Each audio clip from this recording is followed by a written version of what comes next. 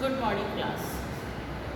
कल हमने शक्ति सत्ता और वैधता वाला लेसन कंप्लीट कर लिया था। आज हमारा थर्ड चैप्टर है धर्म। धर्म क्या होता है? चैप्टर का नाम है धर्म। धर्म से तात्पर्य है जो व्यक्ति अपना कार्य समय पर और सुचारू रूप से करता है, कर्म, जिसे हम कर्म कहते हैं। कर्म ही हमारा नैतिक धर्म है। कर्म को नैतिकता से जोड़ा गया है। आज के विज्ञान के युग में आप लोगों ने देखा होगा, इंटरनेट, प्रौद्योगिकी व तर्क प्रधानता भौतिकवादी युग में धर्म की बात करना काल्पनिक सी लगती है, एकदम अजीब सी लगती है कि आज के इस इंटरनेट के ज़माने में, आधुनिक युग के अंदर अगर हम बात करें कि तर्क प्रधान देश हो, भौतिकवादी देश हो, है ना, तो इस समय में धर्म की बात को अगर हम करते हैं तो थोड़ा सा अजीब सा लगता है कि आप कौन से ज़माने में जी रहे हैं, कि बहुत पीछे के ज़माने में जी रहे हैं, अभी क्या प्राचीन युग से निकले नहीं हैं क्या हम, इस तरह की बात लगती है। इसके अंदर देखो, परंपरावादी, प्रतिक्रियावादी, चिन्हित होने का खतरा भी शामिल होता है कि लोग कहते हैं कि अगर हम नई बातों को नहीं करते हैं, आज के युग में नई धारणाओं को ग्रहण नहीं करते हैं, तो ऐसा लगता है कि ये बहुत परंपरावादी है, प्राचीन युग से संबंध रखते हैं, प्रतिक्रियावादी कहा जा सकता है। विश्व में ऐसे अधिकांश देशों में हम देखते हैं धर्मनिरपेक्षता को राजनीतिक व्यवस्था में एक नीति के रूप में स्वीकार कर लिया गया है कि धर्मनिरपेक्षता जो है उसको राजनीतिक व्यवस्था के अंदर किसके रूप में, एक नीति के रूप में स्वीकार करने की बात कही है। विश्व के ऐसे बहुत से देश हैं जहाँ पर इस प्रकार की बात कही गई है। प्रजातांत्रिक देशों में देश को व्यक्तिगत मामला माना जाता है। जहाँ प्रजातंत्र है, लोकतंत्र है, वहाँ पर धर्म को क्या मानते हैं कि धर्म जो है वह क्या है, व्यक्तिगत मामला है। प्रत्येक व्यक्ति का व्यक्तिगत मामला कहा जा सकता है या उसे केवल सामाजिक व्यवस्था का रूप भी माना जा सकता है। या तो वह व्यक्तिगत मामला हो सकता है या फिर सामाजिक मामला हो सकता है। उस अस्पष्ट रूप से धर्म का प्रयोग विधिक बाहरी अभिव्यक्तियों और आंतरिक आध्यात्मिक उत्कृष्टता दोनों के लिए ही होता है। अगर हम बात करें कि अस्पष्ट धर्म का जो रूप है, वह उसका जो प्रयोग है वह बाहरी परिस्थितियों में और अभिव्यक्तियों में, आंतरिक अभिव्यक्तियों में, आंतरिक आध्यात्मिक में अलग अलग तरफ से दोनों में उत्कृष्टता यानी कि बहुत ऊंचा लेवल दिखाई देता है, जहां धार्मिकता क्या हो जाती है, समाप्त हो जाती है। इसी संदर्भ में धर्म को व्याप्त करने के लिए, धर्म को स्पष्ट रूप से बताने के लिए स्वामी विवेकानंद जी ने एक परिभाषा दी है। बहुत ही छोटी सी परिभाषा है, आप आराम से लिख सकेंगे, याद भी हो जाएगी आप लोगों को। धर्म का अर्थ लिखते हुए परिभाषा बताएं तो एक क्वेश्चन, 1 नंबर का जो क्वेश्चन आता है इसके अंदर, तो आप इसको आराम से लिख सकते हैं। तो देखिए, स्वामी विवेकानंद जी ने क्या कहा, उन्होंने कहा धर्म मनुष्य में पहले से व्याप्त सेवक व आध्यात्मिकता का विस्तार है। कि कहने का मतलब उनका यहाँ पर यह है कि धर्म जो है वो मनुष्य में पहले से ही व्याप्त है। कोई ऐसी बात नहीं है कि आज ही धर्म का विकास हुआ है। मनुष्य जब जन्म लेता है उसके साथ ही उसका धर्म से नाता जुड़ जाता है, तो उसमें पहले से ही व्याप्त एक देव तत्व, देवताओं के ये तत्व होते हैं, देव तत्व और आध्यात्मिकता। आध्यात्मिकता का मतलब कि जिसका भगवान के ऊपर विश्वास हो, भगवान को धारण करे, पूजा पाठ करे, समय समय पर जो भी धर्म के अंतर्गत बातें कही गई हैं उनका अनुसरण करें। तो यहाँ पर यही बात कही गई है स्वामी विवेकानंद के द्वारा कि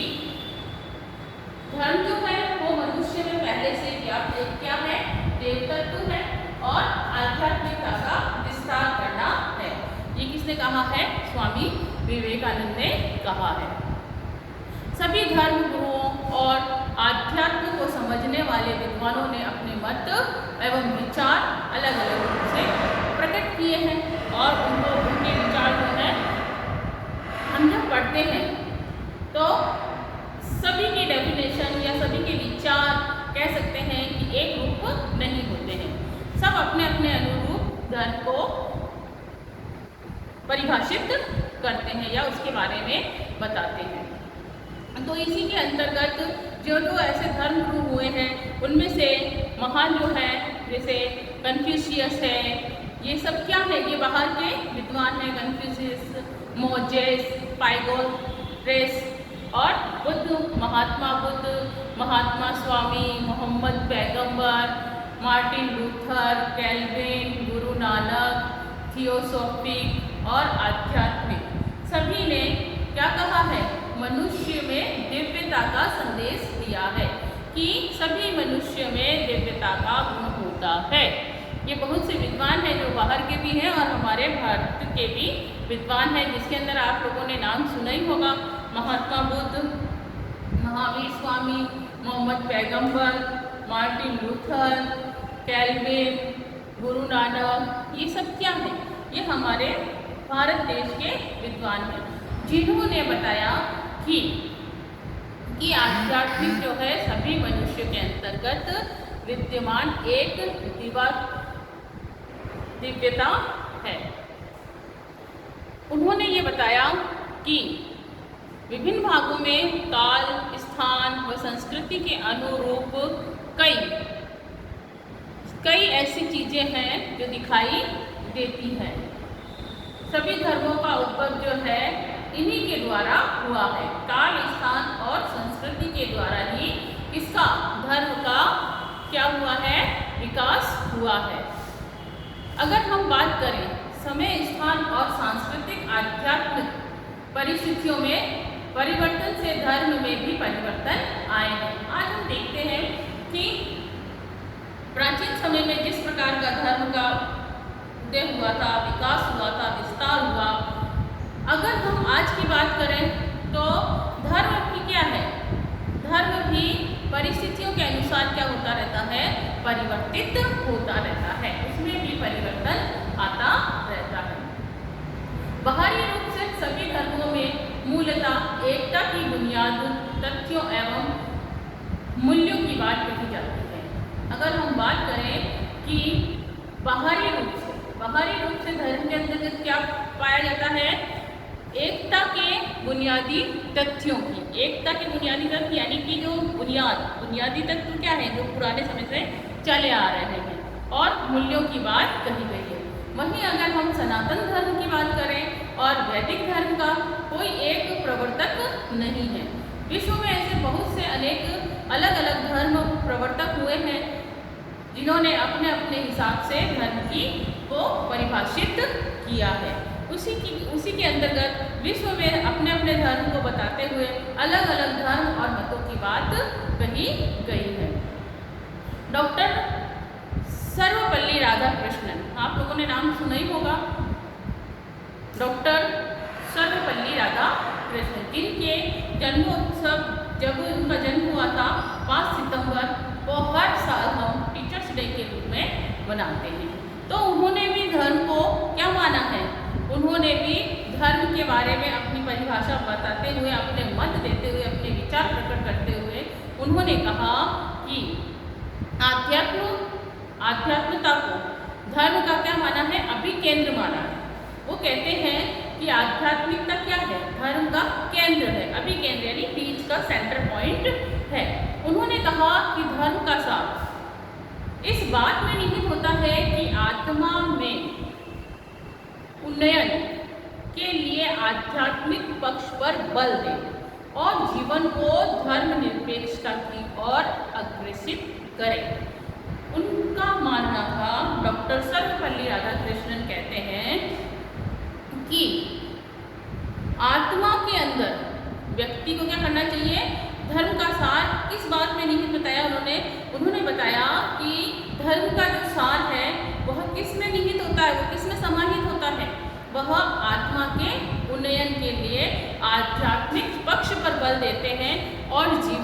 धर्मनिरपेक्षता की ओर आगे बढ़ाते हैं। अब आप कहेंगे धर्मनिरपेक्षता क्या होती है? धर्मनिरपेक्षता जिसके अंतर्गत व्यक्ति सभी धर्मों को समान रूप से समझता है, धर्म की बात करता है, अपने धर्म को उच्च न मान के सभी धर्मों को बराबर सी वैल्यू देता है कि यह धर्म। तो ये तो था हमारा धर्म के बारे में प्रस्तावना कि धर्म है क्या, हम क्या पढ़ेंगे, किस किस विद्वान ने क्या क्या कहा है, ऐसे कौन से विद्वान हुए हैं जिन्होंने धर्म के बारे में अपनी राय दी है। अब जो है हमारा परिभाषा हो गई, प्रस्तावना हो गया, स्वामी विवेकानंद ने इसमें परिभाषा दी। इसके बाद इसके अंदर एक परिभाषा डॉक्टर सर्वपल्ली राधाकृष्णन के द्वारा भी दी गई, जिन्होंने धर्म को क्या माना है, आत्मा में उन्नयन के लिए आध्यात्मिक पक्ष पर जोर दिया है और कहा है कि जीवन को धर्म के लिए अग्रसित करना चाहिए, आगे की तरफ बढ़ाना चाहिए। अब हमारा जो थर्ड पॉइंट है वह है धर्म का अर्थ, कि धर्म का अर्थ क्या है, धर्म किससे मिलकर बना है, धर्म से क्या तात्पर्य है। तो देखिए, अगर हम धर्म की बात करें तो भारत ऐसा देश है जहाँ पर बहुत से धर्मों को मानने वाले लोग रहते हैं। कोई एक पर्टिकुलर एक धर्म के लोग नहीं है। अगर हम बाहर के देशों में जाते हैं तो वहाँ हमको देखने को मिलता है वहाँ कोई पर्टिकुलर एक ही धर्म विशेष को मानने वाले लोग रहते हैं। लेकिन अगर हम भारत जैसे देश की बात करते हैं तो भारत जो है यहाँ पर बहुत से धर्म के मानने वाले लोग विद्यमान हैं। तो भारतीय संस्कृति और दर्शन में धर्म सदैव एक महत्वपूर्ण संकल्पना रही है। अगर हम भारत के अंतर्गत संस्कृति की, दर्शन से तात्पर्य क्या है, भगवान, है ना। तो संस्कृति और भगवान दर्शन में धर्म की सबसे बड़ी बात कही गई है। पाश्चात्य जगत में भी धर्म और राजनीति में अटूट संबंध रहा है। पाश्चात्य जगत यानी कि दूसरे देशों के अंदर अगर हम पहले की भी बात करें और दूसरे देशों की भी बात करें तो धर्म और राजनीति के अंतर्गत कैसा अटूट संबंध रहा है, बिना टूटने वाला संबंध रहा है। जहाँ तक धर्म शब्द की परिभाषा का प्रश्न है, यह अलग अलग संस्कृतियों और देश में अलग अलग अर्थों में प्रयुक्त हुआ। अगर हम धर्म को देखते हुए इसके बारे में बात करते हैं, इसके बारे में व्याख्या करते हैं, इसके बारे में जानते समझते हैं, तो हमें लगता है कि यह कोई एक ही संस्कृति पर बल नहीं देता है। यहाँ अलग अलग संस्कृतियाँ हैं। संस्कृति यानी कि हर देश का अपना अपना रहन सहन है, खान पान है, वेशभूषा है, आचार विचार है। तो इन सभी की बात इसके अंतर्गत कही जाती है। तो अलग अलग संस्कृति व देशों में अलग अलग अर्थों में प्रयुक्त होता है। हम सब जगह एक सा धर्म दिखाई नहीं देता। धर्म का सबसे पहले आगाज जो हुआ था वह पूर्वी संस्कृति में हुआ था, पूर्व की तरफ हुआ था। भारत में पूर्व में विकसित संस्कृतियों में धर्म का सर्वप्रथम चिंतन व मनन हुआ। पूर्व के अंतर्गत धर्म के बारे में पूर्ण रूप से जानना, समझना और उस पर विचार करने की बात कही गई थी। लेकिन भारत में इसे कर्तव्य, अहिंसा, न्याय, सदाचार और सद्गुण के अर्थ में मान्यता प्राप्त है। अगर हम अपने देश भारत की बात करें तो यहाँ पर जो धर्म विकसित हुआ है, धर्म का जो विस्तार हुआ है, विकास हुआ है, वह किसके रूप में हुआ है, कर्तव्य के रूप में। जिस प्रकार से धर्म का अर्थ किससे लिया गया है, यहाँ पर धर्म का अर्थ लिया गया है व्यक्ति के कर्तव्यों से, कि जब एक व्यक्ति का जन्म होता है, जन्म के समय तो उसमें इतना ज्ञान नहीं होता है, जैसे जैसे वो बड़ा होता है तो हम एक बच्चे में क्या गुण विकसित करते हैं कि वह अपने से बड़ों का आदर करे, माता पिता को प्रणाम करे, बाहर से कोई व्यक्ति आया है तो उसको नमस्कार करें, सुबह जल्दी उठे, झूठ नहीं बोले, समय पर अपना कार्य करें। तो ये सब क्या है, ये उस व्यक्ति की कर्तव्य है। उसी प्रकार से माता पिता का भी कर्तव्य है कि वह बच्चे में अच्छे गुण विकसित कर सके, अच्छी संस्कृति से उसे परिचित कराएं, अच्छे उसे आगे बढ़ने के लिए अच्छे दिशा निर्देश दें। तो यहाँ पर भारत के अंतर्गत धर्म का जो अर्थ बताया गया है वो व्यक्ति का कर्तव्य बताया है कि व्यक्ति को अपने कर्तव्य का पालन करना ही उसका धर्म है। माता पिता को चाहिए कि उससे उत्पन्न जो संतान है उसे वह समय समय पर क्या करे, जो भी उसकी दैनिक आवश्यकताएं हैं उसे परिपूर्ण करे, साथ ही साथ उसे एक सुशिक्षित अच्छा नागरिक बनाकर देश के विकास में आगे बढ़ाए। अहिंसा पर बल दिया गया है धर्म के ऊपर कि हमें किसी से भी हिंसा नहीं करनी, किसी से भी मारपीट नहीं करनी।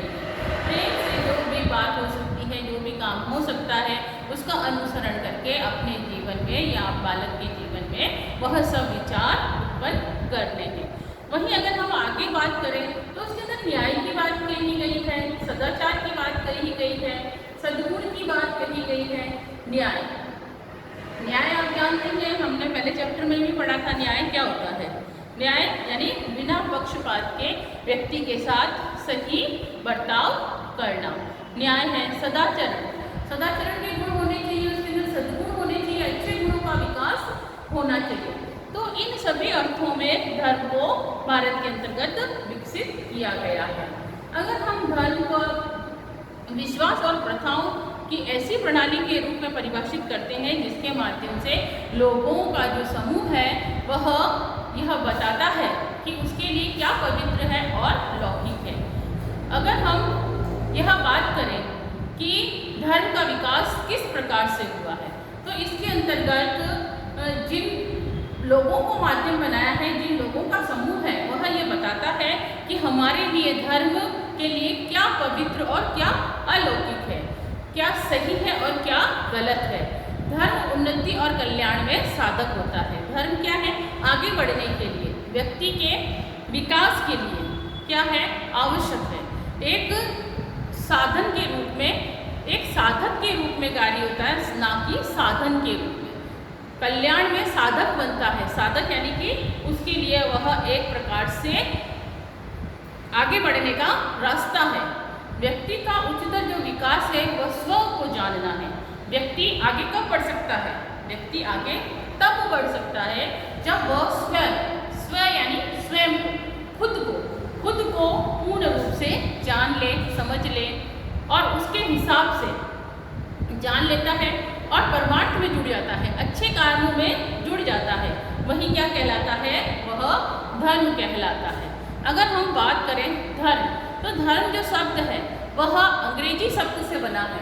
अंग्रेजी का समानांतर शब्द है रिलीजन। क्या मतलब है इसका? रिलीजन। धर्म का जो शाब्दिक अर्थ बताया गया है वह है रिलीजन, जो कि अंग्रेजी शब्द का समानांतर है। समानांतर यानी हिंदी में हम धर्म बोलते हैं और इंग्लिश में उसको रिलीजन बोलते हैं। समानांतर यानी उसका समान शब्द है, समान अर्थ वाला शब्द है, जिसका अर्थ होता है आस्था, विश्वास अथवा अपनी मान्यता। कि व्यक्ति की आस्था किस में है, व्यक्ति क्या कार्य कर सकता है, व्यक्ति को क्या कार्य करना चाहिए, है ना। तो ये सब उसकी किस में जुड़ी हुई है? आस्था में जुड़ी हुई है, उसके परमार्थों में जुड़ी हुई है, जिसका अनुसरण व्यक्ति को करना होता है।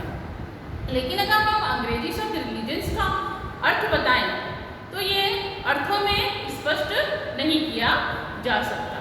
धर्म किसी पूजा पद्धति, कर्मकांड, उपासना विधि अथवा संकीर्ण अर्थों में तिलक, टोपी लगाना, तिलक धारण करना, दाढ़ी रखना, चोटी रखना, है ना, गंडा ताबीज धारण करना, ये नहीं है।